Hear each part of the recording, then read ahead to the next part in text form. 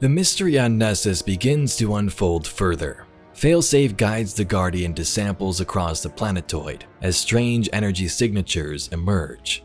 We take part in the new Exodus crash strike. New lore about changes in the VEX and the power they're interacting with. Let's take a look at week 2 of Echoes.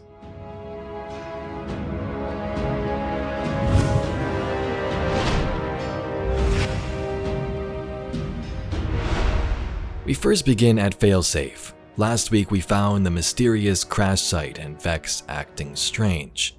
Something is happening below Nessus and the Guardian is up to the task.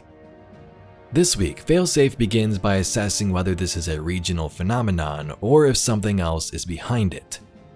We analyze different locations to collect data. Failsafe takes charge and guides us to each sample with their proximity sensor. Of course, to guide you to the correct sites, I would need permission to temporarily promote myself to your commanding officer. Which I have just done, as my parameters include tacit approval. Come on, Captain. Let me take the lead for a change. It'll be an adventure. All right, Captain. I will now engage my proximity-based sample detection method. Beep. Beep. Beep. Beep. Beep, beep, beep, beep, beep, beep. Target located. Please investigate the area.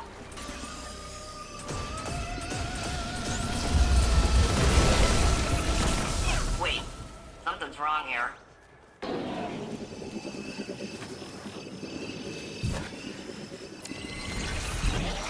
Ah, jeez.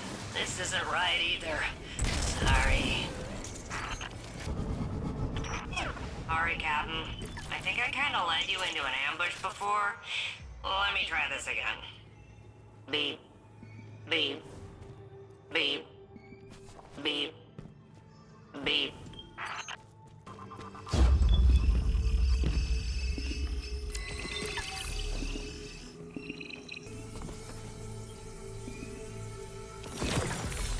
Ah, that's better. A perfect sample. I will process it and use it as a baseline for our future research. Please deliver it to my mainframe in the remains of the Exodus Black here on Nessus. But be warned, the VEX and Fallen are swarming in increasingly concerning numbers. The next step is the Exodus crash strike, which is now unlocked and revamped a little bit. Enemies are changed in various areas, like the servitors being removed in that middle encounter, and the boss is less health gatey than before, which is super nice. As for the story, the VEX and House Salvation have overrun the ship. The VEX went inside and the Fallen followed them in. We reach Failsafe's mainframe to deposit the sample we found before near the boss room. Power's down. Tough to see. Wait. Something's lurking above us.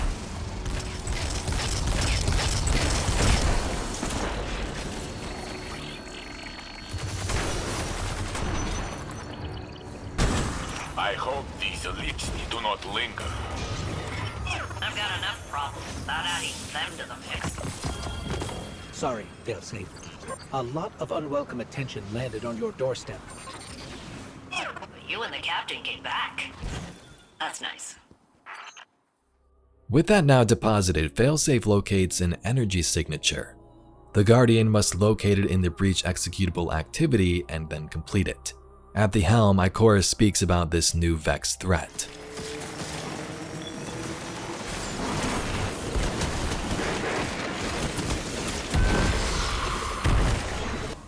Failsafe briefed me about your progress on Nessus.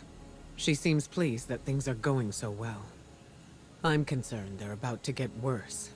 My Hidden have been studying the Valence, the aurora that spread from the Traveler after the Witness's defeat. I don't have all the answers yet, but we know the object that fell from the Valence emitted an unusual power signature. Unlike anything we've ever seen. We're operating under the assumption that the Nessus VEX took control of it.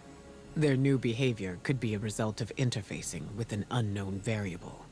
I believe they're unpredictable, because they don't yet know how to command this power. But I think they're learning. Give Failsafe all the support she needs. She may be a bit unpredictable herself, but she's our best source of intel on the VEX. We can't afford to be reactive. Stay alert. So what Ikora says is intriguing. Apparently that aurora from the Traveler where light and dark now bleed into space is called the valence. The definition of that word is this: the combining power of an element, especially as measured by the number of hydrogen atoms it can displace or combine with. So in this case, light and dark together. We know that Echo that emerged landed here on Nessus, and Ikora says it's super powerful. In the wake of the Witness's defeat, there's this power vacuum and part of it may lie here. She also explains how the VEX might be trying to acquire it, and to do so they either are trying to interact with it or someone around it, possibly the humanoid figure. The VEX are dangerous. If they learn to simulate paracausality, it's definitely over. So for now, the first couple of weeks we are gathering samples and info about what's happening on Nessus, and it's unfolding as we progress. In the terminal, there is no message, but Failsafe makes up her own. Captain, I've checked your messages for you. There are none. I know how that feels. So I wrote you one myself. Dear current living captain, after the Cabal dropped a tank on Nessus and you ignored me the whole time, I thought we had beef. Let's just say it's a good thing my armory exploded when I crashed here. But now you're back, and we're partners again. So I forgive you. Please don't leave. Our research has been the most eventful and fulfilling time I've had in centuries of silent abandonment.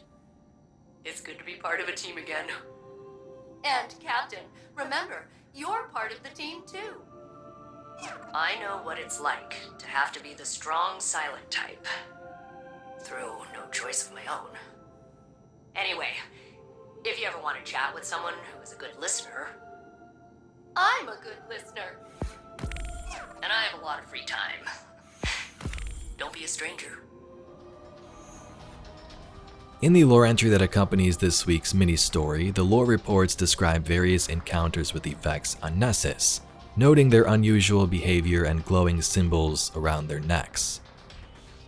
In the Well of Flame, I had a hobgoblin in my sights, but some weird lights around its neck distracted me. The thing must have caught a glint off my optics because it looked right at me. Instead of opening fire, it juked backwards and ran. I've never seen a VEX run before, and honestly I was so surprised I missed my shot. I lost track of it by the radiolaria pools near the Well of Flame. In Artifact's Edge, saw a big old VEX Minotaur hanging out in the shallows. It was far downrange, but it looked like it was leaking data or something from its neck. I fired before my box breathing kicked in, so it wasn't a kill shot. It looked back at me, then it popped its own juice box and dumped itself into the radiolaria. Definitely creepy, but I guess it's a good way to make a clean escape. In the Well of Flame, one of those sleek precursor models was leading a group of normal VEX goblins. The goblins all had glowing collars, but the precursor didn't. They were moving in a regimented military structure. One of the goblins stepped out of formation, and the lead precursor glared at it. I've never seen a VEX break formation, didn't even know they could do that. In the Virgo Conduit, my fire team was ambushed by 3 Minotaurs and a group of Hydras a bit outside the Well of Echoes. I noticed they had collars of light radiating out from them, and we'd heard to keep an eye out for those things, so we were taking the fight slowly. The Minotaurs were being really defensive, staggering their shields to cover each other. If you've ever gone up against a team of Titans in the Crucible, it was like that. Eventually, our hunter went down to some stray Hydra fire, and the moment her ghost appeared to res her, the Minotaurs charged in. I swear they were trying to go after her ghost. Took all we had to fight them back. You told us to report any aberrant behavior, so there you go. In the Watcher's Grave, I was running a patrol on Nessus when I saw some VEX with glowing symbols on their necks. They were trying to activate one of their big portals. Suddenly, it turned on and a bunch of other VEX came out. The first VEX looked surprised and beeped at each other or whatever. Then both groups opened fire. The necklace VEX were wiped out and the others ripped the radiolaria cores from their bodies and took them back through their portal, or they would have if I hadn't thunder crashed the whole group. In the cistern, cleared a group of VEX crouched around the base of a milk waterfall. Saw them clearly before I engaged, some precursors mixed in with Nessus VEX. Nessus ones had glowing mantles from the reports, but the precursors didn't. Anyway, when I moved in to make sure they were dead, I saw little model buildings in the dirt. I'm telling you, they'd been building sandcastles. In the pools of luminance, I was up on the ridge collecting data lattice for Rahul, and I spotted a single VEX hobgoblin below, just watching me. At first, I thought it was damaged because it had a bunch of bright interference around its neck and it was moving funny, like its suspension was loose. Right as I was about to draw, the hobgoblin waved its hand at me. I figured it was signaling an ambush and I looked around, but it didn't have any backup. It waved again, and I gave a little wave back. I didn't see the harm. Well, I got real excited at that and waved with both arms. But then a Titan came speeding past on their Sparrow, hopped off, and blasted it to hell with their Pymara B. Probably thought they were doing me a favor. And lastly, an artifact's edge. I was passing through that dark wooded area just northeast of the LZ, and I saw something shining in one of those big trees. I got closer and saw a VEX goblin with something glowing around its neck. It was creeping through the branches and making a little noise, almost like it was laughing, if that makes any sense. I threw a storm grenade up there and I'm pretty sure I got it, but I couldn't see for sure. I thought I should report it anyway. So you can see from those entries, Guardians are reporting strange things across Nessus. Some of the precursor VEX like we've seen in the past, VEX on Nessus, and then others with these collars around their necks, just like that figure we've seen in the trailer.